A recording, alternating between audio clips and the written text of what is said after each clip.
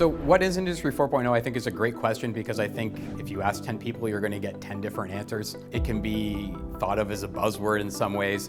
It's not any particular technology or set of technologies, but it's the idea that when all of these technologies are working together in a connected way, they can become more of the sum of their parts.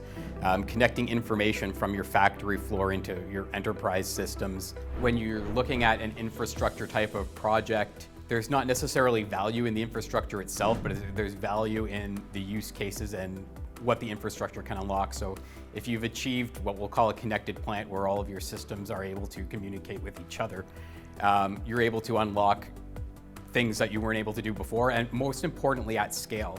So if you wanted to, for instance, collect data from all of the pieces of equipment and use machine learning to optimize those pieces of equipment, you've built an infrastructure so that you can do that for all of your assets without any additional work, instead of having to do this one at a time, working with data science teams and downloading data manually from machines, loading that into some specialized software. It just doesn't scale. Once you've achieved a connected facility, the ability to scale and unlock things is really powerful. And so even if you don't know what use cases you want to pursue, when the building is built, having the infrastructure in place means you're not going and redoing things later, you're not incurring any technical debt, and you're on the way to a facility that's going to scale as new technologies become available. Technical debt, I like to think of it as like rework costs. If you're putting in technology that's going to have to be updated in 2 years, even if you're going to make that decision, at least you should know about it, but it's really extra costs you're going to have to incur in the future because what you're developing doesn't meet your future needs.